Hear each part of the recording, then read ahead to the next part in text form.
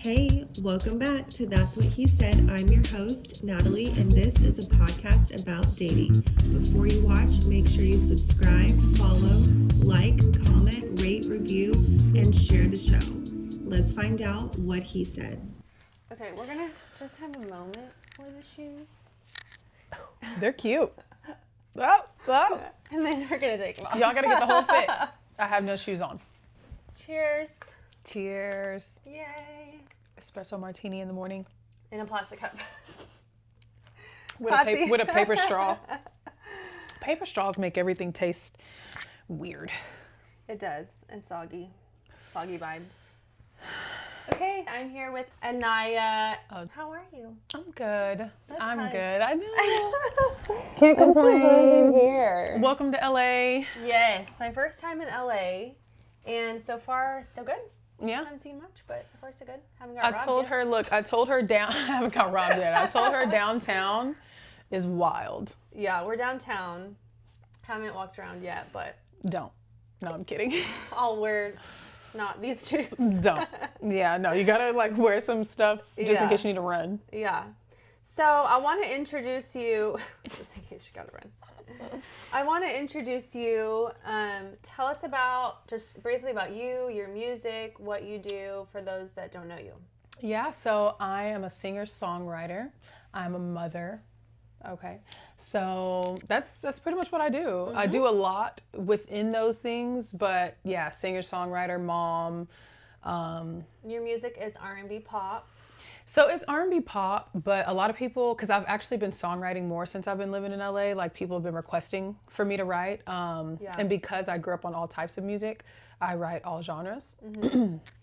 But yeah, it's like a fusion R&B pop, Afro pop, straight pop. Yeah.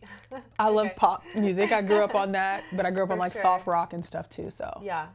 Who would you say is the queen of pop? Ooh. I had this debate yesterday. That's a good one.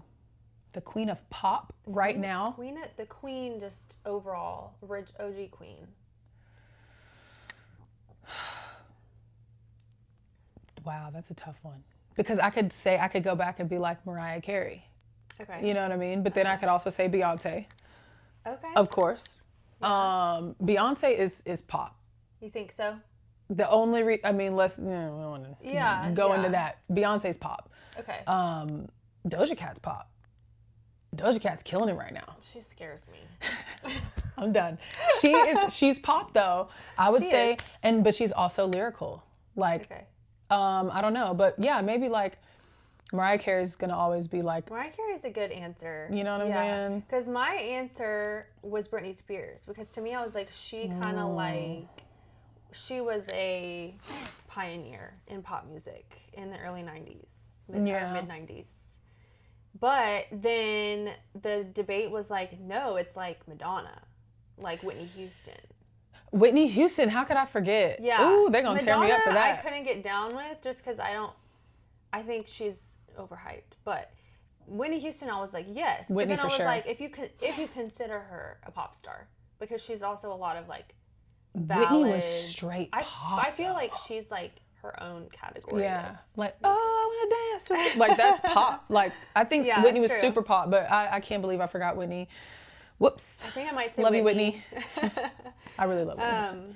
But the thing, actually, I had a conversation with somebody the other day about Britney Spears and Christina Aguilera, because they kind of came up around the same time. And I love both of them, and they both inspired me to want to be a pop star back in the TRL days. Yes. But I think I preferred Christina a little more just because her voice was so different. Yeah. And my voice was different, so I related to that. Yeah. Because I couldn't sing all soft like Britney. Yeah. But yeah, I think Christina was a pioneer too. For sure. Because she just would switch it up and have different eras every 4 years. Yeah, I'm definitely biased. I was just obsessed with Britney. Yeah, you know what's funny? I liked her. My sister, I was unhealthily obsessed with her.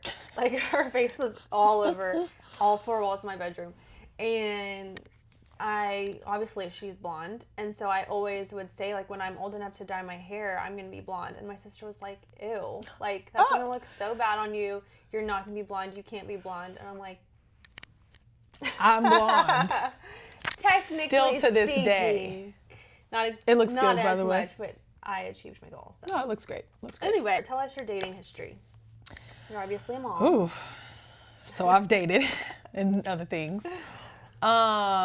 Dating history, I don't know. My dating history has been kind of interesting because I feel like I've had one like real relationship, and that was with my son's father. Okay. That was like serious relationship. We live with each other, like the whole nine. Other than that, I think a lot of stuff has just been kind of like, oh, you know, we'll see what happens here. I think like at that time that I dated him, I was 23 when I met him. So I was just in that. You were so young. I was young. Yeah, because I had Egypt at 25, but I think I was just in that space of like, I've never had a real serious relationship and I really want one kind of thing. So I think that like drove my decision. Who's to say it could have been anybody at the time? I think the time I was just like, I want a relationship. Like, I don't know what this is. Yeah. So, yeah. But dating history, like overall, it's been cool. Where are you at now? You know. Are you dating? Are you single? What's the What's the Facebook status? You know how like in them interviews back in the day, like I used to watch interviews and the artist would be like, I don't know. Oh yeah. Like that's what your PR tells you. There's, you know, so I don't know. Yeah. It's interesting, the dating pool. For sure. What do you think is interesting about it? I live in LA, and also realistically, I'm in a different type of profession that is just not normal. What I do is not typical. The entertainment industry is just very different. So I think I wouldn't say it's tougher, but kind of, because a lot of people, especially like when you start putting out videos and all that kind of stuff, like it's more like lust. I think people are looking at like, oh, it's the mystery of her. Like I want to experience that kind of thing. Yeah. So that's a little interesting, weird. And then I also think just in general, like my age, I think we're like we're not old, but we're getting up there. Yeah. So I think, yeah, we're getting up there, you know. But I just think like my wants and my needs from men are a little different than they used to be, of course. So, you know, I'm just more focused on like my career and what I want to do in life. Yeah. So I think that's like supersedes dating, I guess. Okay. Yeah. So just kind of focused on that. Maybe if the right. Yeah, if the right thing comes, I'm with it. I'm not so closed that I'm going to miss an opportunity that could be for me, like in my destiny. But I'm also very aware, because of my past relationships, I can spot a lot of red flags very quickly. And so I just turn them down. Straight up. That's I'm just like, any weird energy I feel, I'm out. That's like really, that takes a lot of like strength and discipline. Yeah. Because a lot of people will see the red flags and then be like, Ain't no like, nope. Or like, maybe it's pink. Maybe I'm not really, maybe it's me. Yeah. Nope, it's them. No, I think like my last relationship, my serious relationship taught me so much just about life and men and myself. And so now I can spot red flags so easily, even just in the friend stage. Because I think that's another thing too. Like, people don't want to be friends anymore. Right. Or I know, like, at least for me, like, men see me and they immediately want to be like, I want you. Like, come here. You're mine. Ew. And it's like this weird possession thing. And I'm just like, can we just be friends? Yeah. Like the older generation, like I know my mom and stuff, like she has guy friends that she's known for 30 years. And it's just like, it's never been a thing. So I think like, what's the problem now that men don't want to be friends with women anymore? Yeah. You know? And the other way around too. Yeah. Women want to pounce. Yeah. There's a lot of pouncy women. Yeah. I didn't realize how much women pounce until I was in a relationship. And then you start seeing like how women actually approach men. Because I've never approached men very aggressively. So I didn't know that's really like what women do. And then when you start seeing, like you've been in a relationship, maybe like you see how women message your man or like whatever. And you're like, dang, these women are savage, aggressive as hell. Yeah. Can I cuss? Yeah. Aggressive as like, damn, I could never say that. So I want to ask you, what is your experience like, or what has your experience been dating as a Black woman, and how do you think that it differs from other races? So, and y'all, we talked about that question before, you know what I'm saying? So. Oh yes, you got approval. I do think, of course, race plays a huge role in a lot of things, whether we want to admit it or not. Sure. So definitely dating. And I won't say I'm like open to dating all races. Like I kind of am. I'm not really like, oh, I'm only going to date black men. Who knows? I'm 30 at this point. Okay. So my mind's open. And I've talked to other races of men back in my past. I have. I'm like, I want to dip my toe in every pool. Hey, dip it, you know? I'm the person at that, like, the ice cream shop that's like, can I get a sample of, like, this one? Yeah, like, oh, wait, let me try the cookies and cream, too. Not quite. Let me try the chocolate. Or, like, let's mix them, you know? Yeah. But I think, like, dating as a black woman is cool. It's just that you have to know kind of what you want because there's stuff that comes with it. Like, even little stuff as simple as, like, I wrap my hair at night. Mm-hmm. You know, like, do I really want to date somebody that I gotta ask or that want to ask me questions about like why I wrap my hair, or can I just wrap my hair? Okay. And you already know I'm wrapping it. Yeah. Because you know. Mm-hmm. You know what I'm saying? Does that make sense? Yeah. I don't know. It's just like little stuff here and there. Yeah. But I think now, like the time we live in, my skin tone is way more desirable than it used to be. You know, what does that mean? Like all growing up, because like I'm a deeper skin tone woman. Mm-hmm. Growing up, especially like where we grew up, you know what I'm saying? Like in the burbs, it wasn't cool to be my color. You're talking about the suburbs of the South. Yeah. Yeah. The suburbs of the South. Mm-hmm. I was always like last picked as far as men, or like, really? Yeah, no man wanted to like date me. It was like, ooh, taboo, like, ooh, you're pretty for a black girl kind of thing, or oh, she's a fine black girl, let me like experience that. Like, what's that like? It was a fetish. It wasn't like, oh, I genuinely like you as a person. And so once I realized that, after being around a bunch of people that were not my race, it made me value my race even more. Yeah. And then now I think it's like more cool to be, oh, beautiful melanin queen and da-da-da. Like that just started like probably 4 years ago. And wearing your natural hair, like all that kind of stuff was not really cool until, it's always been cool for us and me because that's what I am. But just like in the world, I think it was just kind of tough. So now I think it's cool. I mean, I think people are waking up and not being so judgmental. Yeah. Did you feel like it was like a competition? Like you had to like compete for like guys more than a girl who was not black? I don't think there was ever a competition like back in the day, just because I kind of knew what it was. Like even the snow bunny thing. Like, have you ever heard of that? Like it. No. So this not like in that. Okay, I'm like thinking skiing. Snow bunny is what they used to call like white girls. Okay. You never heard guys like back in the day? I hung out with a lot of guys like in high school and stuff like that. So it was like cool to have like to date outside of your race. I think for men. If it's a black guy dating a white girl, you say like, oh, he has the black, snow bunny. Yeah. Okay. You never heard that? I think I have heard that.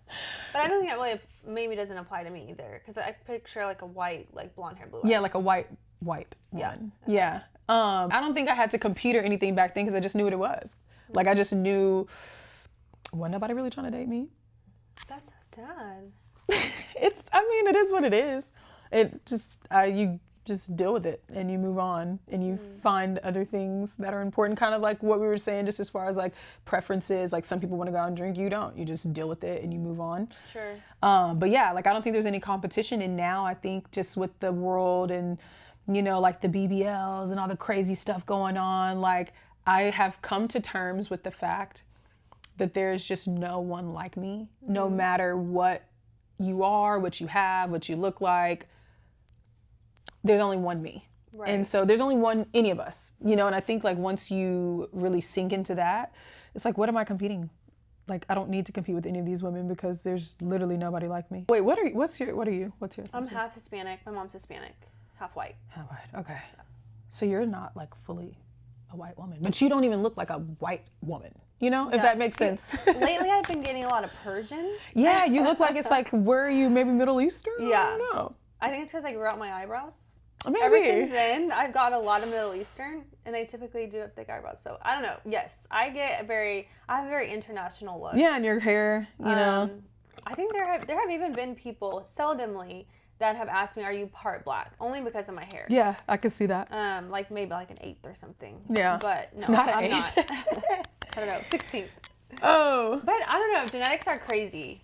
So you really could be like half black or something and totally not. Yeah, like you never, it. it's all, You never know. it's all mixed up. It's so mixed up now. But yeah. It's a tough topic. It is a tough topic. I think it's important to at least touch on it because I also don't want to like avoid topics either. Yeah. And it's part of the dating culture that we live in. Yeah. And especially like our age group, where we live, where if you're in a big city, like everything's so mixed. Yeah. I feel like it's important to be aware of like the dynamics and like respect, and even for like you speaking to other black women who maybe still struggle with the things that you're mentioning from like when you were a kid. Yeah. Yeah, I think I don't know, I just feel like overall it's kind of one of those things, like if you love who you love, do that. But I think it becomes more of a problem when it's like that's the only thing that you're interested in talking to, which I guess is your preference. Like if men want to only talk to white women, cool.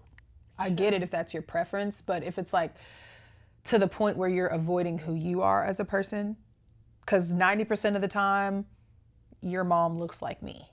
You know what I'm saying? Like, so you don't want to date someone that looks like your mom, then that sounds more like an issue that you have with your mom and your upbringing.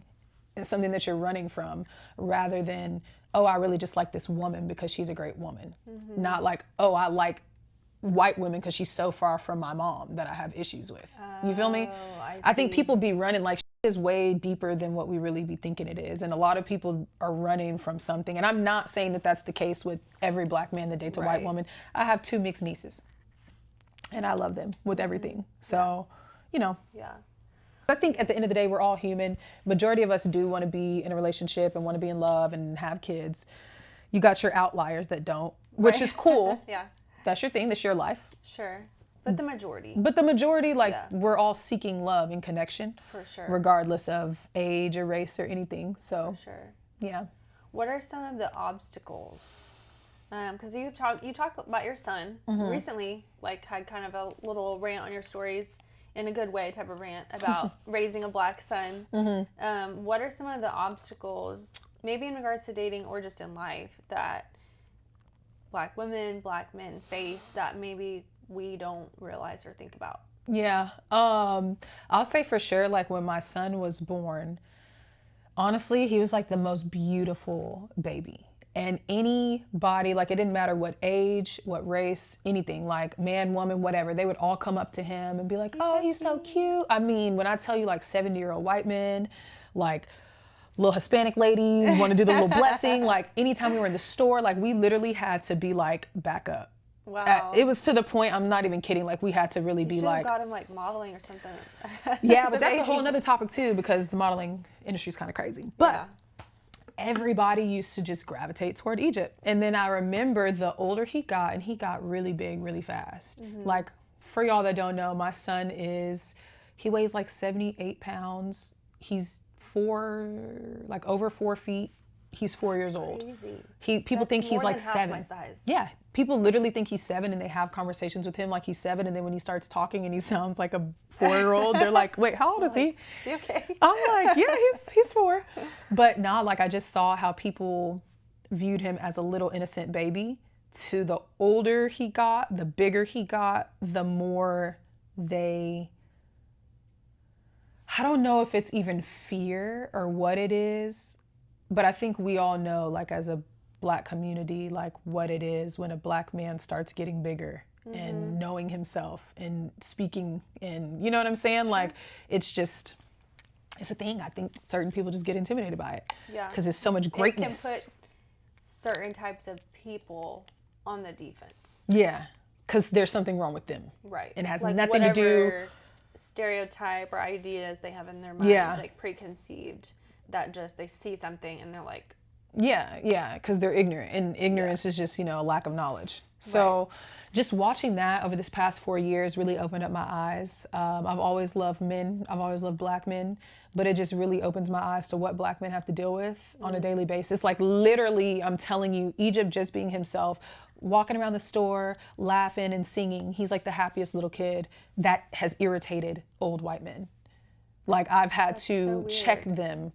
Like Like a child. Like this guy in Target was like mugging him, and I just had to Was be that like, here? you got a problem? Yeah, that was here. Wow. Which is gross because I would think that shit would happen in Texas. Or in a city that people would be normal. Or the other day we were at the grocery store and Egypt was like, I forgot, he was singing some song and we were like getting bread. And he was like standing in the middle of the aisle and a guy comes over and is like, excuse me, to him. For singing? For standing in the middle of the aisle. What? He was like, excuse me. Oh, like move out of the way. And I was like, I was like, excuse, what did you say? Or something like that. And he whispered something to the lady he was with. And I don't know what he said, but I just was like, excuse me? Like, what did you say? Mm-hmm. And he was like, I didn't say anything. And the lady was like, I don't know. It was just a weird interaction. Yeah. And I just feel like that's what Black men be having to deal with, is that weird passive aggressive shit. Yes. And I'm just like, I'm the biggest advocate for Black men because I'm seeing firsthand what this really is. I have Black brothers, a Black dad. I kind of knew, but seeing the shit like this is really sad. Yeah. And people should be ashamed of themselves. It is sad. It's crazy. Yeah.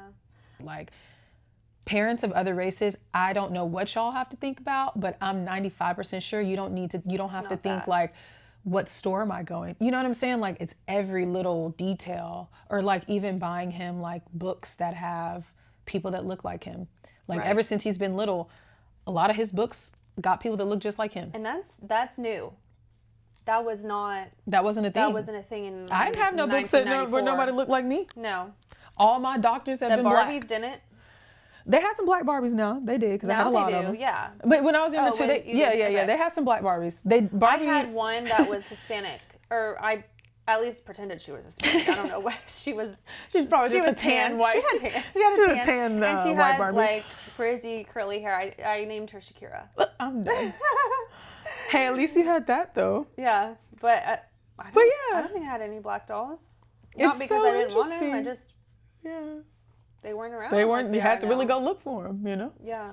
But you know, I will say, when Egypt gets to the point where he starts dating, which makes me want to cry, I would genuinely prefer for him to have a nice chocolate woman. Sure. That would be my preference for him. And there's nothing wrong with that. I think, and I think most people of color, I hate that term because there's so much like associated with that, but like my mom would say the same thing. She always tells me to date a Cuban guy.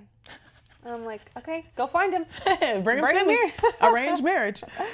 That's normal. I don't think that's you being any type of way towards other cultures. It's just, that's you being a mom. Yeah. And even if it was any type of way, I don't give a Okay. Because I'm just like, look. Yeah. Bring home a nice little chocolate girl, please. Especially because he's big. You know what I'm saying? He's a target. He is a target for weird women. These women are weird now. What do you mean weird? He's a target for leechy women that will suck you dry. Any big, successful man. That's what I'm saying. I'm taking the race out of it too. Like any man. Like I'm thinking of like the athlete culture. The athlete culture. Any man that has a purpose is a target. Mm-hmm. Any woman too, but really like any man that has some kind of purpose on his life, women are just gonna leech on to. They want a piece. A lot of these women really are here like looking for straight security. I don't want to do nothing. I just want to, and like I said, ain't nothing wrong with that, but y'all ain't finna do that to my kid. Not my son. Israel would love this because he is really big on we did an episode with him. Just feeling like so many women are that way. Mm-hmm. And I try to like instill hope, and I'm like, the good ones aren't We're that not way. all like that. Like, but you know, they are. They're out there. What do they call them? Pouncy. Pouncers. Yeah. Pouncers will get you. So let's switch it up. Let's do a little story time. Okay. What is your most memorable interaction you've had with a man? That could be a funny dating story, a horrible date gone wrong, your greatest love. Haven't had a greatest love yet. Just waiting for that day. Worst kiss. We've had all kinds of stories. Oh, I've had bad kisses before. I've had a couple bad ones. Really? But I actually had a funny story that happened here. But the bad kiss one is serious. Like I dated a guy years ago, and we worked together. And then when we kissed, like, I just remember his whole freaking mouth, like, damn near all over my face. Dude, like, why do they? Oh. Why? That has happened to me twice in my life. One of those guys I was super young, and he's now married, and I always wonder, does he kiss his wife like that? I hope he worked on it. It's so... Bro, he slobbed my whole damn... And I was like, bro, I think I was like 20 at the time too, but I remember like getting enough courage to tell him like, no, please. Really? Like, we've got to work on this. Yeah. And we didn't end up dating too long. No, I don't think so, because I just was like, I mean, I was honest, like, I like you, but I don't like that.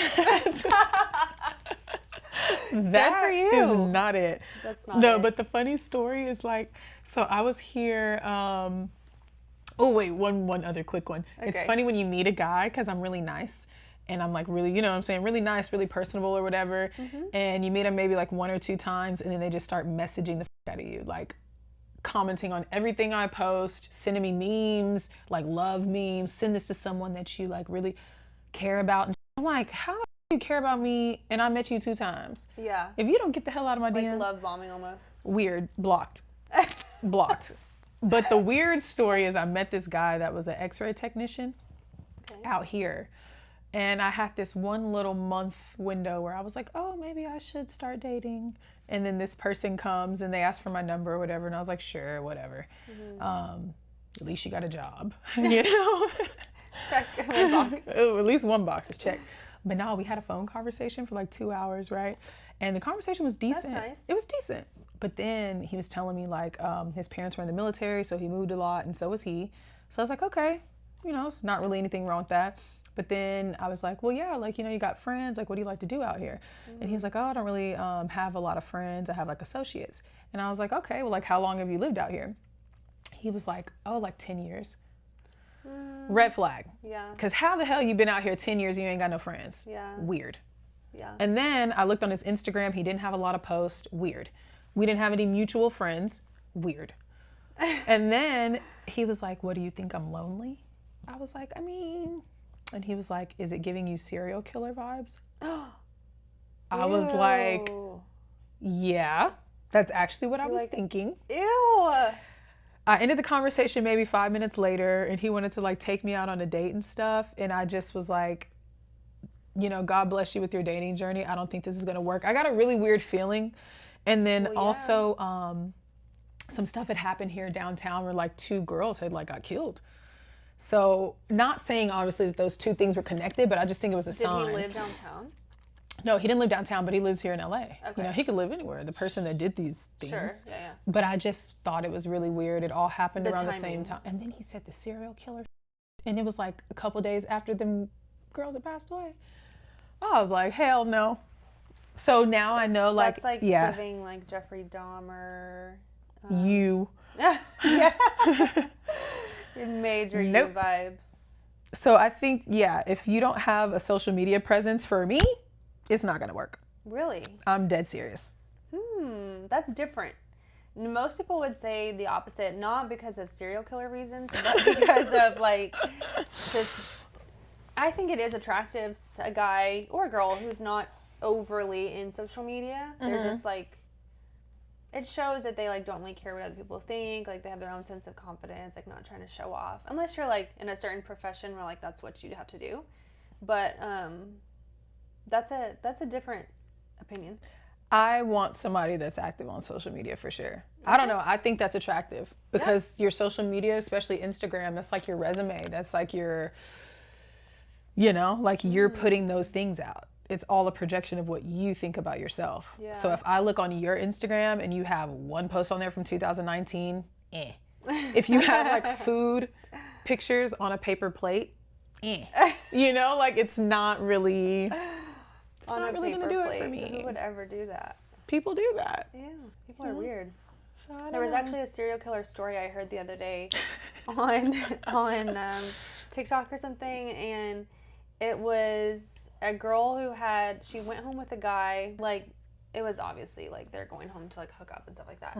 And he was like giving her a massage, like a body massage with some type of lotion.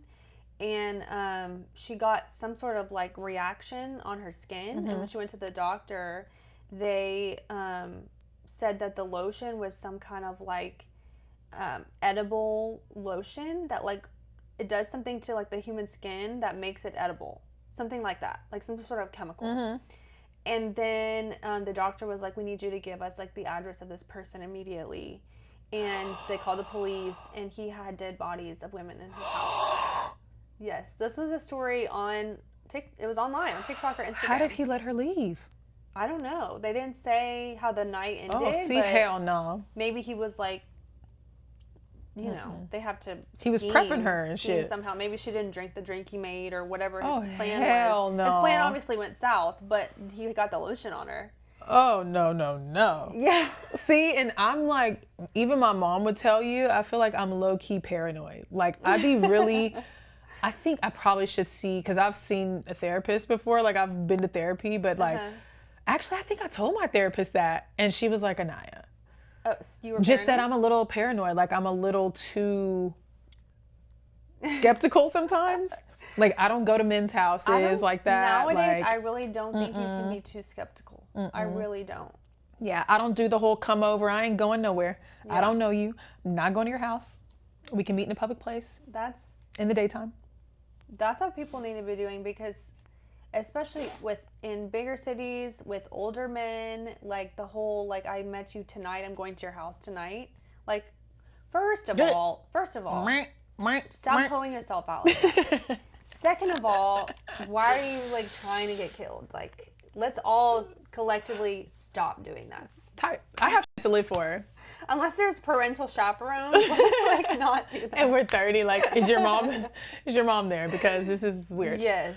No, I'm just like the time for that was back when we were growing up. Yeah. Like, we had fun back in the day. I think I just love the Lord. Like, I'm just so glad that I had fun back then. Yeah. Now I'm very skeptical and safe, and I just don't with the bullshit. I have a kid. I cannot die. I cannot leave my child. So no, it's not worth me meeting up with you if I don't know you. So how does your faith play into like how you date now, how you live your life, all of that? It plays a huge role. I want to be with somebody that has similar beliefs to me. Yeah, you need to believe in God, for sure. Yahweh, you need to believe in the Most High, the Lord. That's important. Sure. Like, that's a non-negotiable for me. I can't be dating somebody that's an atheist. It just doesn't make sense. I agree. You believe in nothing, I believe in something. How are we going to work things out when conflict arises? Right. So, yeah, that's like really important. And it gives you some kind of moral compass. For sure. Which is important in the world we live in today, with people that don't have morals. Right. So. Yeah, I agree. Okay, so I want to ask you some of the questions that have been topic questions for the male interviews. So we want to get some of the female feedback on those, just kind of like big questions.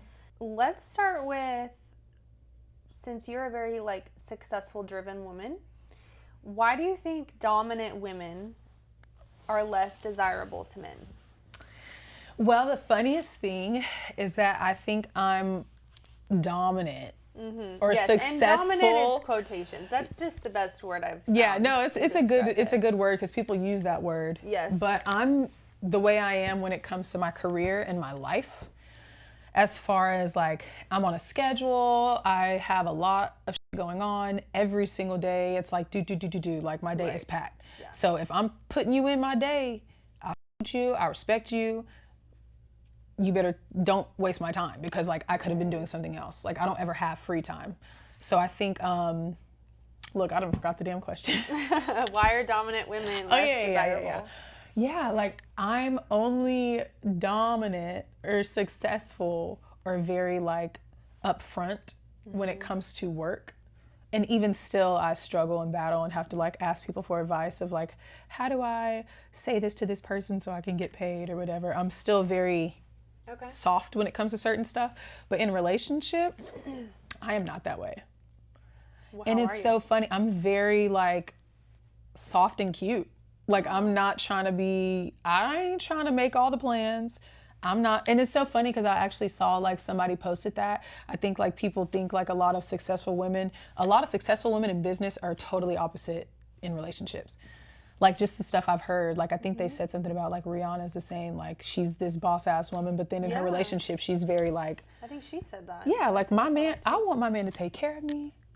I am soft, like. Feminine. Yes, like please rub my feet. Yes. I'll rub yours, but please open the jar. Open my door. Yesterday, first of all, one of the primary reasons I want a husband is to open jars. And take out trash. Listen, I like to ferment garlic. Because it's really good for you, okay? And when you ferment anything, but specifically garlic, the tension in the jar builds up and it's really hard to open. And then you can't open the jar that you've been like preparing to like bring health to your life. And you're like, if I was just a little bit stronger. I just need a man so I can get these garlic benefits. But yeah, there are things. I agree. I brought this question up because I've been described that way. And I talked about that. I could kind of see that. Yeah. Especially like what you're describing of like in business you're one way, with men you're a different way, but they don't always see that. Yeah. They see you as like boss, business owner, host, musician, like whatever you are to the world, and then make assumptions about who you are as a girlfriend. Yeah. But they see that stuff on Instagram. But I think like a lot of men, any man that has any kind of balls like at all, they'll at least have a conversation with me, and then they immediately know like, oh, yeah, like this is great. This is easy. You know what I'm saying? Like, it's just, I think it can be like intimidating with stuff that we post on social media. That's why social media plays such a big role. You know what I'm saying? Or like you see me out in person, maybe like my energy is very sure of myself. So maybe I feel that, but like once I smile and all that kind of stuff, it's like, oh, she's like, so like this is not even. How do you like switch that on and off? Because do you not struggle with like wanting to like be in control or like? I think like, okay, in my past relationship, I kind of had to take control or I would have drowned. Like I literally would have drowned. Yeah. So I don't put myself in those situations anymore. Like I don't even want to be put in a situation with a man where I have to be the man. I'm not a man. Don't want to be a man. I love being a woman. It's the best thing ever. I'm so glad I'm a woman. That. Yeah, like I just think the women, like a lot of women, we choose these men that like may seem a certain kind of way because it looks cool or they look good or it looks good on social media or on paper it's a certain way. Yeah. But this man can't even lead you. So if a man can't lead you, that makes you have to be less feminine because you either stay with this person and you figure it out or else both of y'all are going to drown or you leave the situation. You know? Yeah. So yeah, like I just want to be with a man, like if you want to lead, baby, please lead. Lead me. But at least I need to see from your life that you can lead your own damn life. Yeah. If you can lead your life, then you can maybe lead me and then we're good. Yeah. No power conflict there. So you're not even, at this point in your life, you're not even entertaining something where you start to feel the need to be in control. 100%. Like you're like, it's already taken care of. My mind's not even gonna go there, so I don't have to worry about it. Yeah, like if a man, cause like I'm gonna be real with you, like especially with what I'm doing and stuff right now, but I don't even think it's that. I just think like the woman I'm becoming, cause I'm trying to be a better woman, that attracts men. So they're coming. It's a good amount of them, and I'm not even gonna lie. I'm not gonna lie, but I will say like, it's easy to weed them out because I have a kid. Just certain shit I'm not putting up with. And like, you can kind of tell by a man's conversation, like how serious they are. And honestly, like some men are serious and I don't even know if I want them to be too serious. So I don't even like poke the bear, if you know what I mean? Because I don't know if I even want the seriousness. Because some men are like, I want you, girl. Me. I know, I'm confusing. I don't know. Some men are like, you've ever experienced like some men are like, they're ready to get it popping. They're like, okay, bet. Like, I want to take you out. I want to do these things for you. Okay. And then I'm like, ooh.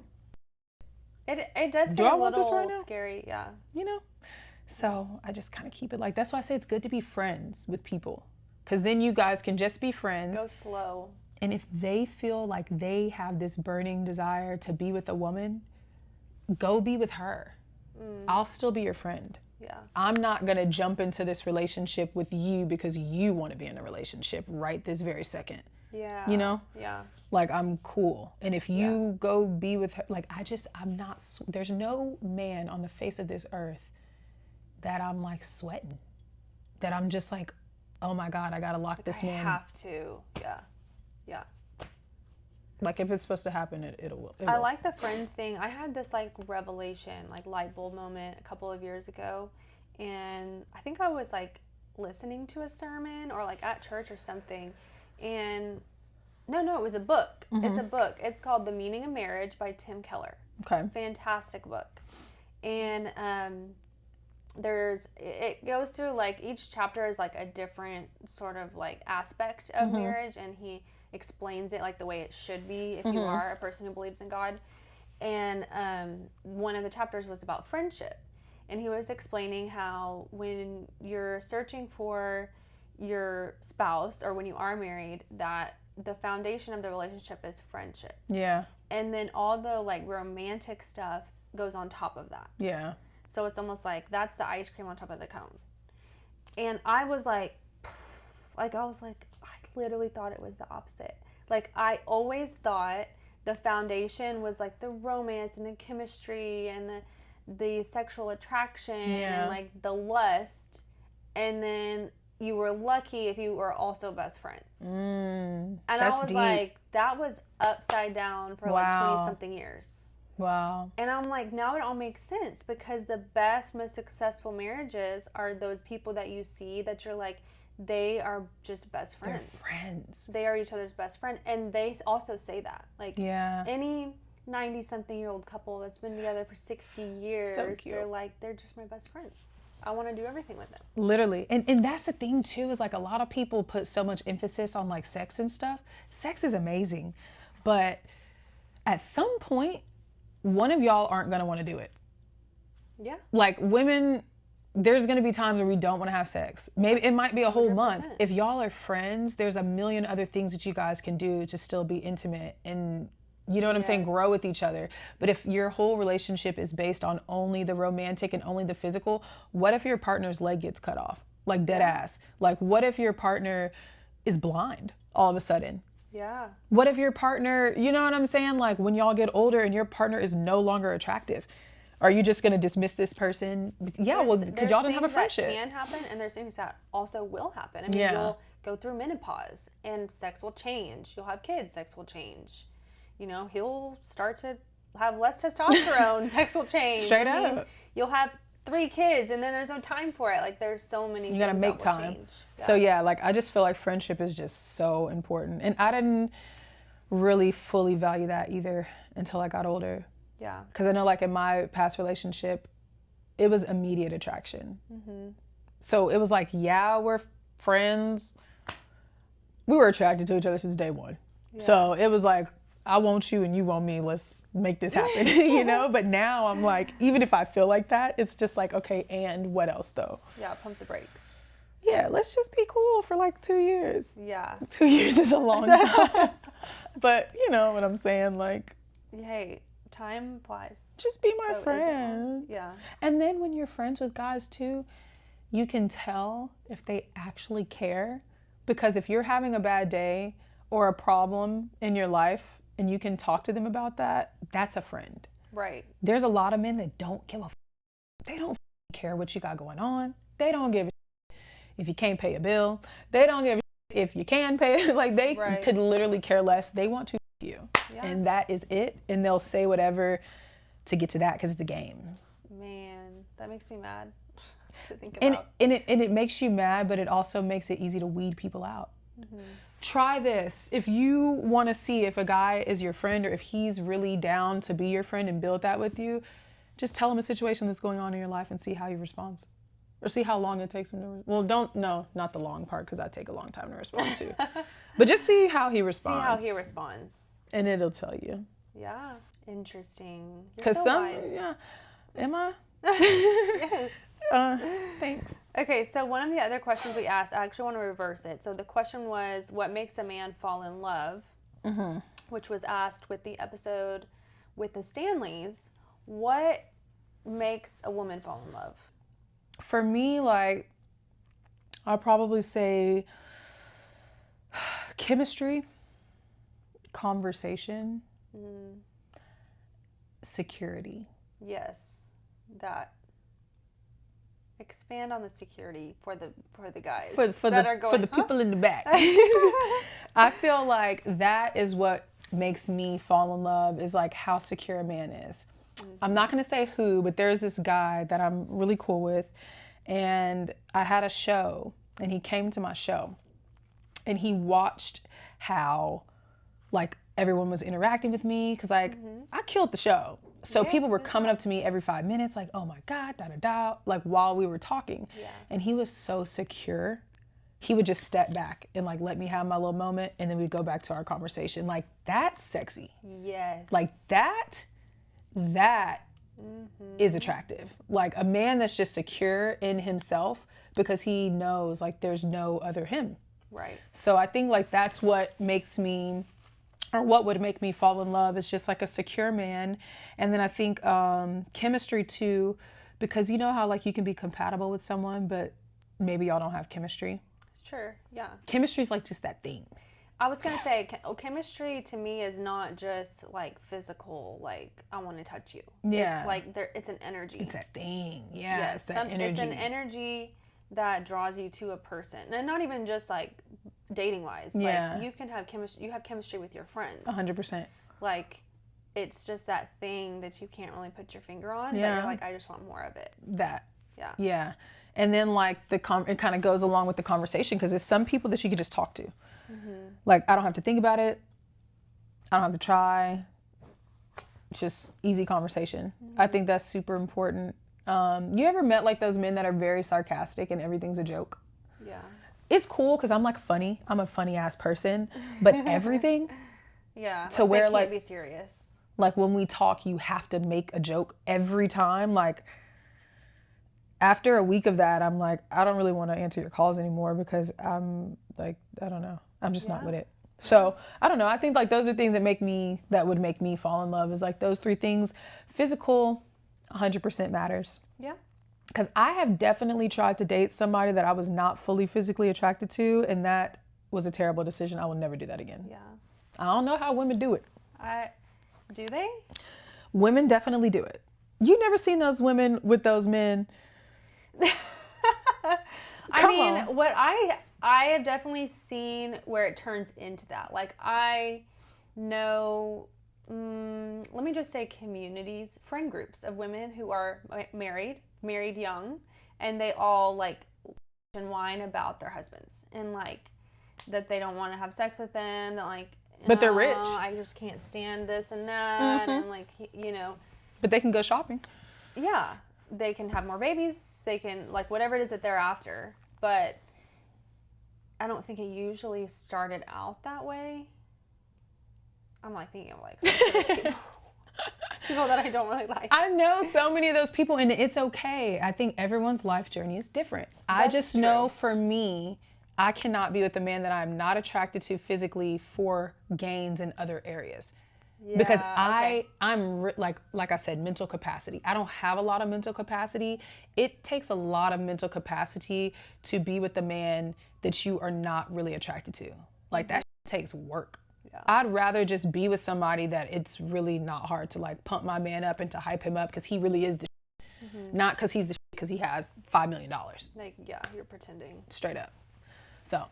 But for women too, attraction is not just what you look like. For sure. We're not as visual as men are. I think as human beings, attraction is very complex. Yeah. But for us, it's even more complex than for them. Because you can, like what you were saying about someone who's secure, a guy that you might not typically pick out of the crowd, but once you see how he acts in certain situations and he has those other attractive qualities, then you're like, oh yeah. You're shooting up over the guy that's 6'7" with the beard and the tattoos and is fine as hell. Yes. Like that guy. Yeah. I want you because that guy, and I'm telling you, like, I can't really say what I want to say, but the relationship that I was in, well, I'll say one of the relationships that I was in was that guy. Like the tall, fine, the beard, the tattoos, the damn, like every girl's turning their head. A lot of those dudes are very insecure. And you would never think that they are the ones that are insecure. They're the ones that are toxic and doing all that extra shit behind closed doors. It's them. Right. It's not the guy that's, only 6 feet. Right. Or whatever, because men really care about height. Yeah. But yeah, it's not that guy. I want to go back to like what you said about your show. And the guy that was there that was like showing you how secure he is, because not that I've ever sang in a show, nor will I, but just like have like relatable experiences where this is what I've said to my therapist. I have explained to her that I feel like in my lifestyle, in the people that I hang around, the things that I do, I was like, I have always been like the sparkly girl, like literally and figuratively. Like I like to wear sparkles, and like I want to be in the cutest outfit of everybody there, and like be in the spotlight. And you're super cute and fashionable. Thank you. Let me just say, and just like that's just who I am, and I'm not gonna be like the loudest, most extravagant, but like I'm blessed with that energy that people do gravitate towards me in social situations. Yeah. And I enjoy it. In social situations, I am a social butterfly, and I like being that way. Yeah. And I have been with multiple men where, like, I think everything's going great, and then once I bring them into that environment, the insecurity is like glaring. Yeah. Because the way that it shows is the opposite of what happened with you at your show. Like, they will like act out in response to seeing people flock to you and to seeing like the attention that you get and seeing that you shine your light and like retaliate in whatever way that they do. So like pouting. That's deep. Yeah. Pouting is one of my biggest pet peeves. If you pout, literally get away from me. Like you're grown as fuck. I'm sorry, go sit at the kids' table. Like the pouting. I had an ex-boyfriend who like was the king of pouting. He was also an only child. Same. And you have to keep being like, what's wrong? Like, no, what's but wrong? I don't. So then I look like the bad guy because I'm like pretending it's not happening. And I used to be the what's wrong type. No.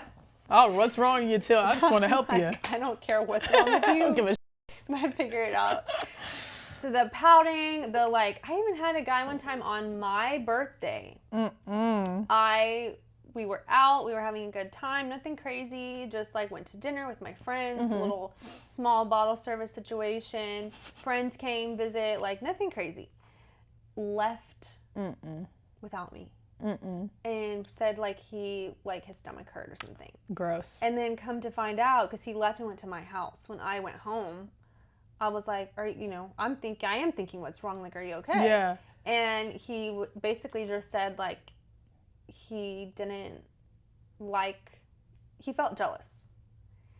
And That's I gross. was like, I apologized. I'm like, I wasn't meaning to like disrespect you, because like my guy friends were there. I was talking to them. He's a narcissist. But later, I was like, no, that was weird. Yeah. It was my birthday. I wasn't touching on other men. Like, I was just being normal. Yeah. And I have seen, I probably have 24 stories on that, like over and over and over again.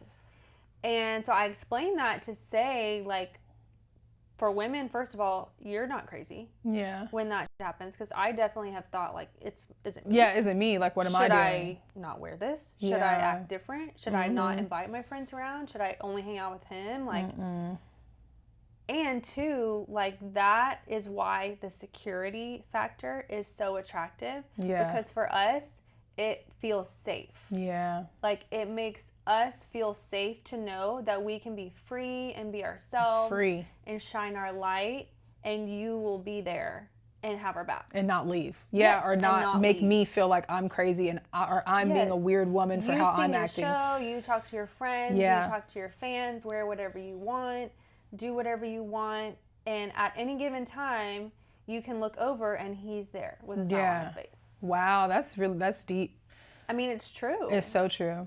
And it's hard to find. Because I've had I've had those cases kind of like with you, to where I started questioning myself, and then I would alter myself. Yes. So I would maybe not, and I'm not even gonna lie, like, because I haven't talked about, like, I've been in a really bad relationship, like really toxic, with that type of shit, to where it dimmed my light completely. Stop doing music, stop talking to friends, like whatever. Like, I will never be in a situation like that again. So I think when I got into those things, it gives me empathy for women that have been in situations like that, because I would have never had empathy because I've never experienced that. And I was like, oh no, that would never be me. And it was me. Yeah. And like, yeah, I just think those things make us stronger and better if we let them. But it's definitely something where you start to notice the red flags. So yeah, like, I don't do the whole insecure jealousy is gross. Some women be like, I want my man jealous. Good luck. I don't think that shit's cute. Like, I do not glorify toxicity. I think it's disgusting. I want no parts in it. I'm not playing those games. No, for real. Like, go do that with somebody else. Like, don't do that with me, because I will cut you off and never talk to you again. What do you mean when you say jealousy? What does that look like? Yeah, like just that weird jealousy. Like how the guy was like, oh, like, you're having conversations with other men. Look, I'm going to talk to other guys. Not in the sexual way, but I'm going to be friends with other guys. I'm a nice person. Some men want you to be like mean. And that might be a cultural thing too. That might be a black thing. Some men want, like, I don't want my girl. Might be an American thing. Yeah, like, I don't want my girl friendly. Like, I don't want no friendly girl. Like, I don't want her being all nice and or I don't want my girl reachable. I want my girl to be sitting at home. No, I've definitely heard the friendly, like, because I've had a boyfriend that said, like, convinced me that if you're friendly to guys, that means that you want them. Because he thinks that the guy assumes if you're smiling, that you're being friendly, that they're going to assume that you're flirting with them. Some guys do assume that, that means that you want them. And I'm like, no, some guys assume that, though. All I did was smile.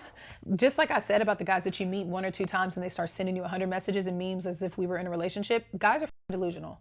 Okay, women are delusional too, but like, you can smile at a guy and he's gonna think it's more than what it is, because clearly not a lot of women smile at him. So he's taking your smile like it's a thing because he ain't never been smiled at. So maybe you need to go get more smiles, because me smiling at you and saying, hi, thank you so much, like, or giving you a hug, now that means that I want to, like, you, like, what? Like, you want to have your babies? Yeah, like, you're crazy. I only have 1 baby. Okay? But no, it's just like, guys are just weird. I love you guys though, but. Do you think that nice guys finish last? Is that a true statement? That's such a funny one. No. Because there's Russell Wilson's. Who's Russell Wilson? Sierra's husband. Oh. Have you ever seen them together? Yeah, I know. They are the cutest. Is he a nice guy? Yeah. People make fun of him because they think he's such a square, and he's such a nice. People literally, because you know her first father of her child was Future. Yeah. You know what I'm saying? She went from that to like Russell Wilson, and he's like so sweet, and he's like, you know, like the all-American football player, and he's just, people think he's like a square. He's considered a nice guy. And I don't think he finished last because he's with Sierra. Right. They have like 5 kids, living this amazing life. I would definitely take a Russell Wilson over a Future any day. That's true. And he's fine too. Oh yeah. No offense. Yeah. I think he's hotter than Future. Yeah, me too. My friend's dad, who actually passed away, he always said, don't chase the glitz and glam. Like when it comes to men. Yeah. Like the men who are glitzy, glammy, that's not like your husband. He didn't ever use the term like nice guys, but like that the regular guy. So if you're comparing like Russell Wilson, Future, Russell Wilson's like the regular. Regular. In celebrity world, he's regular. Yeah.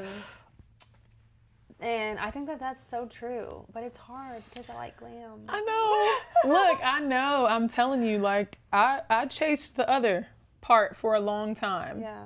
But now that I think about it, say something real deep. What I was chasing, I think, was to validate the lack of value that I saw in myself. because of growing up where I grew up. I never, the finest guys or the, you know, most popular guys or whatever, like none of those people wanted to date me.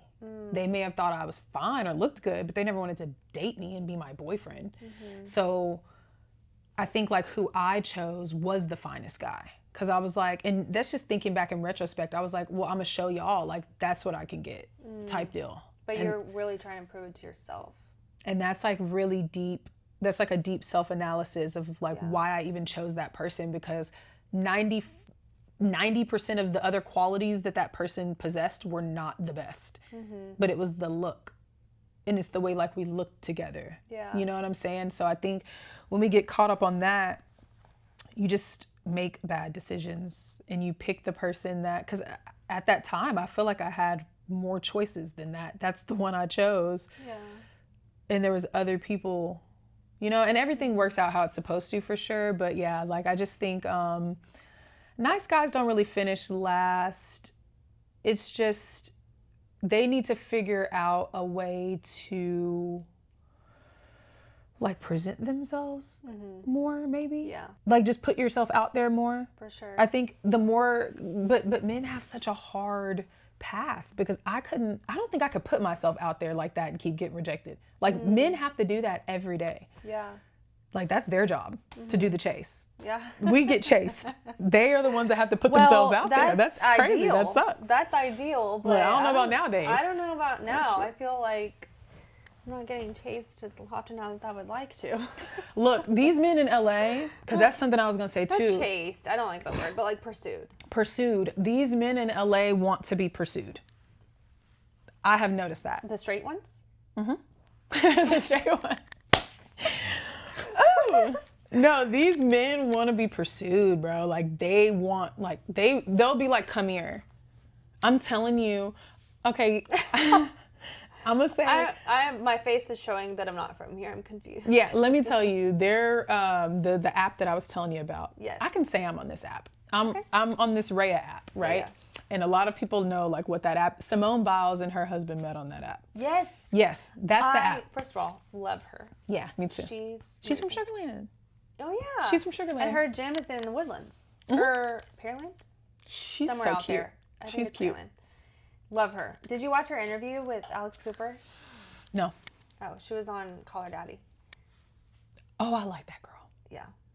I have mixed feelings. But when she does interviews with people Podcast beef. No, I'm kidding. When she does interviews with people that I like, I watch them. Yeah. She does ask good questions. But anyway, yeah, she said she met him on Riot, but he's an athlete. Yeah, so I be on there, but I'm really on there like just for friends and like connection and that type of thing. 'Cause there's a lot of like good connections on there. But one guy, he was fine as hell. Heavily connected, fine as hell. And I think... Do we know who he is? No, but I can't say anyway because they'll kick me off the app. Oh, it's like that. It's like, yeah, you can't say like whatever, you can't screenshot, none of that shit. It's very like, it's really cool though. I've met a lot of good people on there like that are my friends like and shit. Hollywood. It's very, you know, it's very exclusive. But this guy was like, hey, how are you? Or whatever. I'm like, oh, I'm good. Like my weekend's going great. How are you? He was like, come here. He said that in a message? The third message we sent, come here. And Rhea, let me keep in mind, it's not Instagram, but you can see my Instagram, but like the pictures on there I put are like a little different. They're more like selfies and like life type stuff. Sure. But anyways, it's just like, come here. And I put like a weird face and that was the end of it. That's super weird. There's multiple guys here that I have met that want you to come to them. Like just come here. You know, obviously they want to have sex, whatever. Yeah. But there's a lot of dudes that just want you to pursue them. And I've heard that from multiple of my friends that live here. Because like I said, I don't really date out here. But I have a lot of girlfriends that do, and they're looking, you know, for love. They want to be in relationships and stuff. And they said that the dating out here sucks because men don't really court like that. And if they do, you have to kind of pick an older man that's more, you know, stable. Mm-hmm. And that makes sense because a lot of men out here are really just trying to get their foot in with their career. So maybe they don't have the means to, you know, court you and do all the extra stuff. But I don't know. It's just weird. I think some men out here just kind of want women to do the coming here because there's wonder so why. many women out here that will come. That's why. Really? You know how many women out here will literally do whatever for a man? There's so many women out here that will. Why? There's so many celebrities and Well, out I here guess 'cause like everyone's like chasing like chasing the bag. Yeah, and chasing like what's the word I'm looking for? Like validation. And security. Yeah. It's really expensive to live here. A lot of women just want to have security and want to be able to like live their regular day and not have to work day and night. Like, and a man can provide that. But there's so many women here. Like, if you think about it, there's just so many women here that will do whatever a man tells them whenever they tell them. They'll get out of their bed at 3 a.m. if a man wants to see them. They'll do it. Wow. So it's just like the women that won't, like me, they'd be like, okay, well, cool. I got 30 other girls on my phone that will. Wow. You know? So I haven't had it. It's so shallow. Because even when you said like, oh, when he's saying come here, like he just wants sex. But it's like, that's not just like, that's not okay. That's the world we live in, though. And whoever that person was, like, to be so entitled and so desensitized to think that that's an appropriate thing to say to anybody, much less a female. Like, that's gross. It's really gross. I met a guy one time out here. Now I see why you say, like, nice guys don't finish last. For sure. You know? I met a guy out here the same night I met him, and we went to this hookah place after or whatever, and I was with this girl, and I had to take her home or something, and he was like mad about that, and it was like an argument, and I'm like, dude, I just met you. Like, you think I'm gonna stay with you and leave my friend that I came with? Right. So it's just weird. Men out here are very entitled. They want what they want when they want it. And so, but there's not all guys are like that. But like the difference from dudes in Houston, I think they are from the South, and I just feel like they will take you out. Yeah. It's more of like they're accustomed to the courting process. Like, let me show this girl. Let me like actually put in some work to show this girl that I want to be with her. Wow. You know? Interesting. So you mentioned security. And this has been an ongoing discussion on the show, but what do you think about the money conversation? So we've had people say, like, I want my partner to make X amount so that I don't have to change my lifestyle. We had Izzy say that, like, basically that's not fair because, like, if women say that, why can't men say that? Like, you expect us to provide. But then you have, like, the women out there, especially on social media, who are just, like you said, chasing the bag, like, have these unrealistic expectations of being, like, just the Pilates princess and, like, my money is, what do they say? My money is mine and your money is mine or whatever. Yes, exactly. Yeah. And then I asked Matt the same question. What do you think about that statement or whatever? And he said, I think it's a naive statement or a naive question or something like that, because his approach was like money comes and goes type of thing. So what are your thoughts on the money conversation, and does it matter when you're choosing a guy, and what do you think women's expectations should be realistically? I feel like I understand both sides because, like I said, I am like a softer, submissive woman, when it comes to relationships. Right. So I like the fact that men like pay for dinner and, you know, that kind of stuff. I like that kind of stuff. I think it's nice. I also think that when I was younger, I used to think that the way I was as far as not caring about men and their money, I used to think that gave me like cool points. Or maybe it made me feel like, oh, I'm more down to earth because I don't care. Like, you know what I'm saying? That was stupid. I've dated broke men. I can relate to that for sure. Because we want to be the woman that's like, oh, she's so cool. Like, she's down to earth. Like, she's not all, she doesn't care all about my money, because I genuinely don't. Yeah. But I also realized that that's stupid because it's stupid. It's like irresponsible. It's dumb because I've dated I've dated a couple broke men. I mean, broke as I've been broke as up and down, because again, my career path is not, there's no blueprint to this. Right. So I've had to get jobs in between here and there because I'm an artist. You know what I'm saying? So I get that. anybody who didn't come from money has been broke. People forget that most of us have been there. And you can go back. Yeah. You can have a whole bunch of money and go back to being broke. And you can do that 150 times until you really... Sometimes it even has nothing to do with you. It's the world that you live in. It's the economy. It's a lot of different, you know what I'm saying? But I also do think that it doesn't make me more, I'm not a gold digger because I want to talk to men that don't have money because I don't want to come off a certain kind of way. I just think that's a stupid mentality as a woman.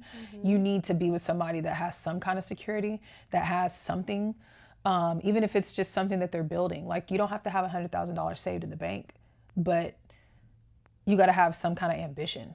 Right. You feel me? Like, I can build anything I touch when it comes to men. Like, you're going to be better when you leave my presence, point blank, period. Even if it's a conversation. And that's with friends, that's with anybody. Anyone that leaves my presence, you're never going to leave feeling drained. Right. So for me, men love feminine energy. Yes. We are giving you our feminine energy. That is an exchange. Mm-hmm. So in exchange for my feminine energy, what am I getting from you? What do you expect to get? Like, feminine energy, I just feel like feminine energy brings life, it brings clarity, it brings sound, understanding. Like, masculine energy is so important, but I just think like it's just nothing wrong with going for men that have money and have goals. There's nothing wrong with that. I just think that as a woman, you have to have some goals too. Yes. You don't need to be the richest woman. You don't need to have the same, me personally, I don't think a woman needs to have the same amount of money as a man. I don't think that matters. I think some men think that matters. I don't think it matters. I just feel like, but yeah, like for a man, I'm just not going to date anyone that's broke. I'm not about to date anybody that you don't have shit. Mm-hmm. Like, you ain't got nothing. You don't got a car. Like, hell no. What the f you gonna do? Sit in the car and look at each other? The car that you don't have. We're gonna sit in my car? Sit on the curb. Like, what are we in high school? Yeah. Like, I'm not trying to sit in the car and eat In and Out every day because you didn't set up for yourself. I love some In and Out. Look, me too. But I just think, like, you know what I'm saying? Like, we're in our 30s now. For sure. Like, a lot of men that don't have financial stability are very insecure. Yeah. Yeah. That's where the insecurity comes from. They talk about that. Trey talked about that on the ghosting episode. That was the very first episode I did. Mm-hmm. And he talked about how, like, that his biggest takeaway was that, like, men will ghost out of insecurity because it's easier than admitting to their insecurities and admitting why they feel they're inadequate for the relationship. And that often goes back to, like, not being able to provide. That's deep. And that's why I don't mind ghosting. I genuinely don't mind it because I've done it. Yeah. I think, like, the older we get, like, we don't necessarily always need explanations. We don't always need closure. Like, we're human. This is real life and this shit is hard. You don't need to explain to me why your communication sucks. Because sometimes mine sucks because I have a lot of shit going on. So I don't know, people find this thing like ghosting, oh, you need whatever. Like, I just think it's such a controversial thing, but I don't care if you see me, because I've had men tell me, like, I can't give you what you need. Like, you are a queen. Like, I only want to come to you correct. Like, a lot of men know that, and they know they can't give me what they would want to give me. So they would rather just, like, fall back and just watch me from a distance. And maybe a couple years when they have their shit together, they hit me back up. You know what I mean? But I don't see anything wrong with that. And as women, like, why do we need to make men explain that they feel like shit? Like, why do we need to make them feel more like shit by explaining it? Because if we're in tune enough, we can put the pieces together, and it's not called an assumption. It's just putting the pieces together that, like, this man probably is not, like, where he wants to be, and that's why he's not talking to me anymore. Like, don't take it personally. Just move the... That's what it is like the, like, internalizing, like what we were talking about earlier of, like, then blaming yourself and thinking, like, I need to change something. Because that's what I do. Yeah. Like, if I get ghosted, which has only happened once, traumatic, then... like, instead of being able to, like, think rationally, like what you're saying, and just kind of reflect, put the pieces together, and see that it's obviously not about me. So, someone who does that, it's never about you. But if you're someone who like self-blames easily, then you're going to fall into that. And that self-blaming, that's a victim mentality, which in a sense to me is selfish. Because you're only thinking about yourself. You're thinking like, this person's doing these things because of me. That's selfish as like your mentality is selfish. Yeah. It's very self-centered and very narcissistic to think that people are doing these things because of you. You're so like just solid. Like just the way you think about yourself, about life, about others, like it's just very like clean. It's like you just have a very pure mindset of like you see things for what they are. I've been through a lot of like that's the thing too. I saw some reel and somebody was like, people like me like think that like I was not born like this. I like used to seek so much validation and just like, you know what I'm saying? And then it's just like the more you go through, the more you reflect, the more you're isolated. You have to sit with yourself. Like I'm sure you remember, like I always had friends back in the day. Like I always was like out and like I was throwing parties and like, let me be around people. And then I realized like my senior year of high school, I got really sick for a little bit at the end. And you know, like I graduated early. And I feel like that, and my phone fell down the toilet, girl. And I lost my Facebook password. All of this shit happened my senior year. That's a big deal when you're 17. Literally, but I feel like God was isolating me. Yeah. He was like, you're different. Like, you need to get out of here. You need to leave all of this and you need to go, like, be great and find yourself. And that's exactly what I did.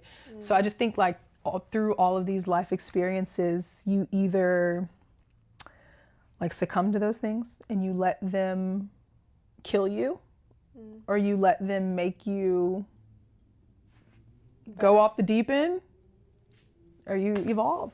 Yeah. It's like one or the other. How is like motherhood? Because I feel like that's it's one of those things like men will never understand. Women won't fully understand until you become a mother. But like, how has motherhood changed you as a person and then how you approach dating? Yeah. And being a single mom. That's like even another layer. Because there's so many like unique obstacles that you have that other people honestly don't. Yeah, like being a mom is the hardest thing I've ever done in my life. It is the hardest thing ever.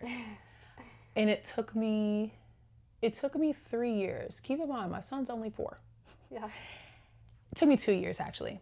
So I broke up with his dad when he was 1. So from, you know, like that 2-year period, I struggled a lot with my freedom. Like I was very free-spirited. Like I've moved a lot. Like I just did what I wanted when I wanted. Like I never cared about having a job or a career. I was just like, I'm doing music, I'm traveling, like I'm living my life. So I think when I had a kid and I thought I was going to be with his father, and then that didn't happen. Yeah, it was really hard. I was very depressed. I didn't like do anything, go out, do anything for like 2 years straight. Like I had no friends, nothing. Wow. Yeah, like I just was really sad. And I think it took me a long time to like come to terms with the fact that, okay, I'm a mom. Like I couldn't even be on social media heavy because watching everybody live their life and like I'm at home, stuck. Like that's how I felt, was stuck. Like I didn't have a babysitter, nothing, you know? So yeah, that was really tough. I think once I finally came to terms, which sometimes I still struggle here and there with being a mom. I think once I really came to terms with it though, I think it helped just overall in my life. But like with dating, it cuts out a lot of bullshit because if you're a certain type of man that I wouldn't want around me or my kid, I'm immediately like, there's nothing that would ever happen here. There's also men, like if I'm talking to you and we're friends and you don't ever ask about my kid, to me that's weird. We probably ain't gonna be cool much longer than that because he's an extension of me. Yeah. You know, so why would you almost not? Like he wants to like not address it or like doesn't like it. Yeah, like I have a lot of guy friends that will ask me, how's Egypt? Like just randomly, you know, like how that to me, I love that. I cherish that. And I cherish you as a person because you care about my child. Right. So yeah, I think like when you're a single mom and you have a kid, it just cuts out a lot of bullshit because you really don't even have time for a lot of shit. My last question for you is, what is your biggest regret or like thing that you would do differently in your dating past?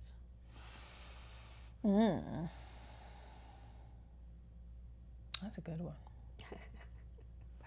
There's always a long pause. Ooh. See, that's an interesting one though, because all the stuff I know now is only because I went through those things. Right. Nobody told me the things that I went through. But my mom told me some of the shit, actually. I think grown-ups be telling us, they be telling us and we don't be listening. 100%. I probably just would have listened more. I was like really strong-willed and very like, I know what I'm doing and I want to do what I want to do. I've always been like that. Right. So I think that was definitely a mistake and I have had to pay for the choices that I've made. Yeah, like even just the shit that I did like back in the day, it took me like years to recover. So I think just listening more to people that have more wisdom or listening to the right people, because sometimes I think we don't listen to people because it's the person telling us, right? Or it's like the message, because some people are meant to be teachers and some are not. And sometimes maybe someone that's not meant to be a teacher has a great message, but they don't know how to give the message, so then you don't listen to it. Yeah. You know what I'm saying? Yeah. So maybe like, I think it's certain seasons of your mindset. If it's not what you want to hear, you think it's not good advice. Yeah, you're just not going to hear it. Yeah. Yeah. So just like listening more and just probably picking a better quality of people. I've had a quality issue. Really? Yeah. I've had a quality issue. Matt Stanley says, who you do life with matters. That's so true. It is true. Because it's that people, a lot of the times, people look great on the outside, especially because of social media. People just like polish themselves. It's like a really nice car on the outside and then you get on the inside and there's a bunch of trash. The person doesn't even vacuum their car out. That type of shit. That's like the dark underbelly of social media, is that you don't know what's real and what's not. People can be posting all this stuff and sleeping on somebody's couch. Yep. And don't even have a house. Absolutely. So I think, yeah, like the quality of people, just kind of seeing people for the outside.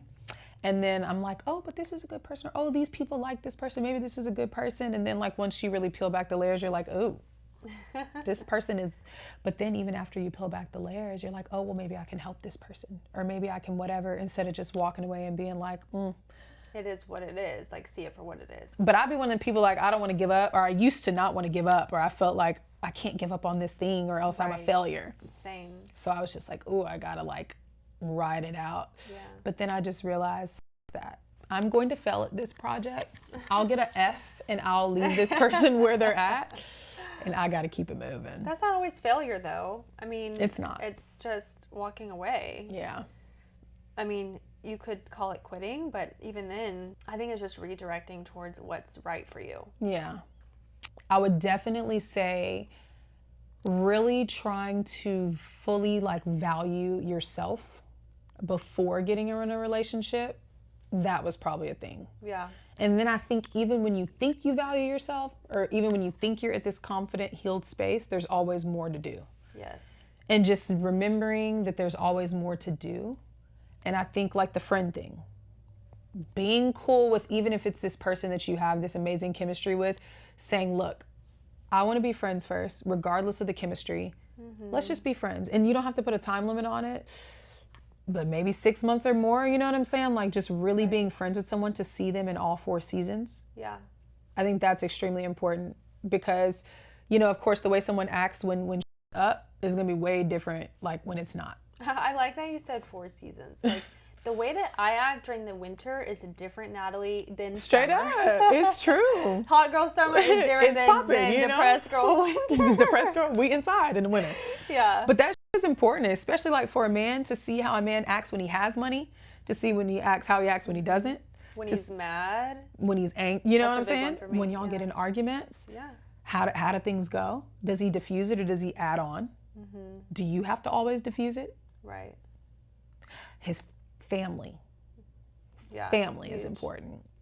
I really like your emphasis on friendship because it's one thing to like say it, to be like, oh, you should be friends first. Like everybody's heard that. Yeah. But what does that actually mean? What does that look like? How do you act with your friends? Like you argue with your friends? Like I always say, like we have sister fights, like you and your close girlfriends, like you can literally sit and argue and then 5 minutes later be like, so do you want to go to Starbucks? Like, you know, and hanging around each other's families, like in normal settings, like doing normal things, go to work out together, go to a party, like just things that are not dates and sex. And only you and them. Yeah. Community is so important. And like talking about things. Yeah. Like intellectual conversation. Yeah. And like community, like knowing their friends. Do they have any friends? That's a big red flag. There's no way that, and I don't have a lot of friends, but I have my girlfriends. Like I have a few friends that I'll be friends with for life. Like you got to ask yourself, like, does this person have those kinds of friends? You know what I'm saying? Like, do you want to meet the friends? How do they act around the friends? I've had men that act weird around their own brother. Like their brother comes around me and they're weird. Like those are the types of things you need to see. And it's easier to see that shit when y'all are friends rather than y'all being in this whole relationship.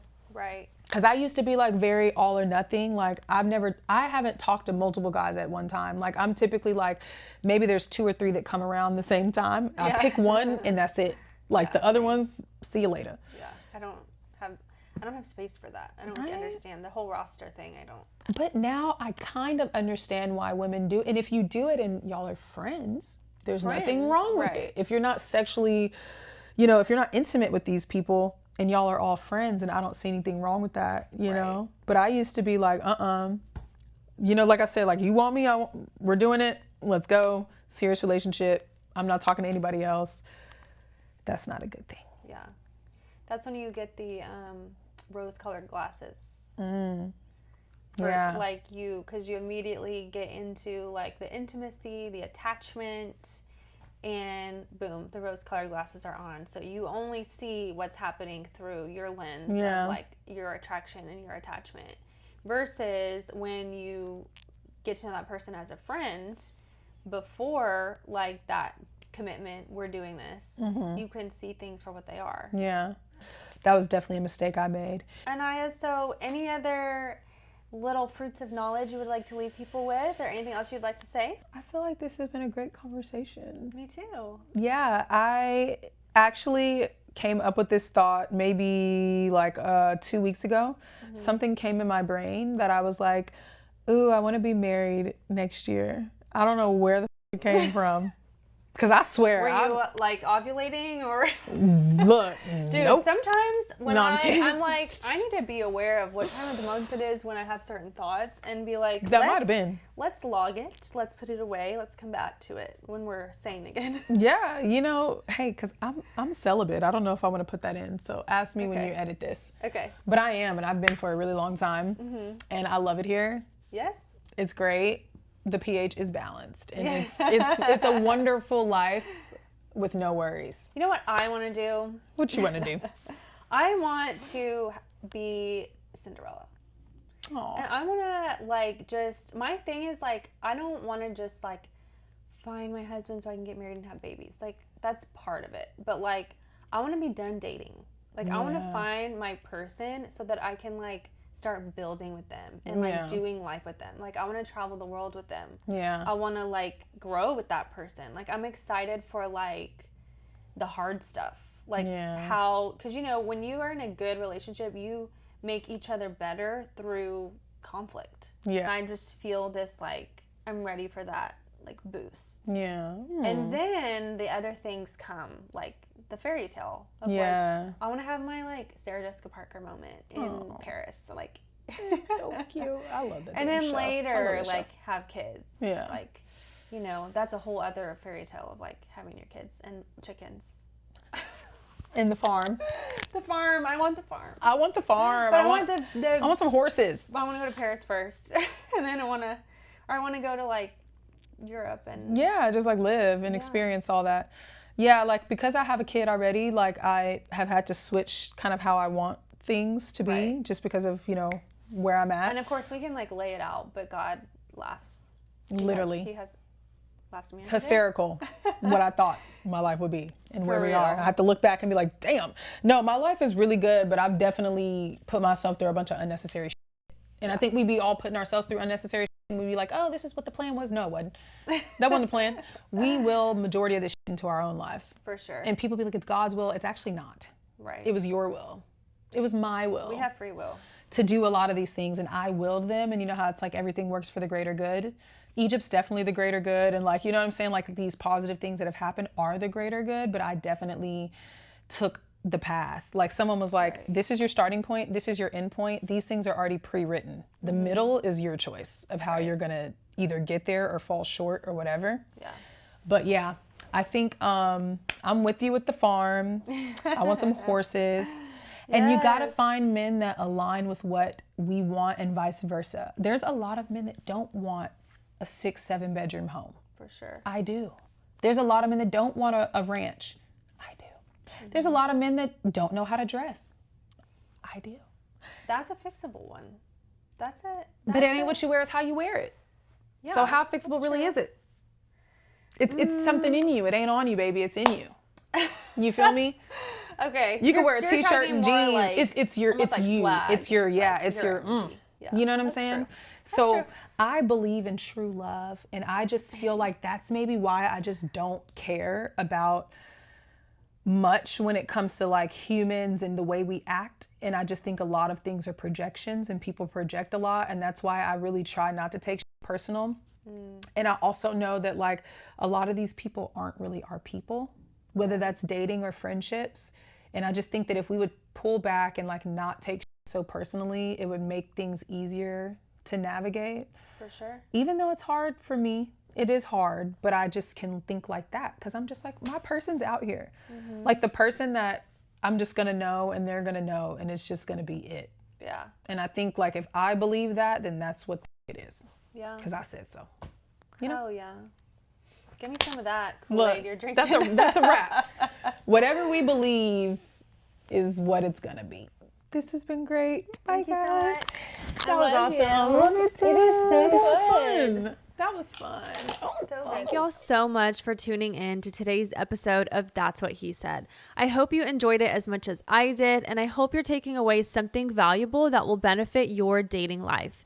If you're listening on Spotify or Apple Podcasts, please give this show a follow, rate, and review. And if you're watching on YouTube, please subscribe, like this video, and most importantly, comment below because I want to hear what you said. See you next time.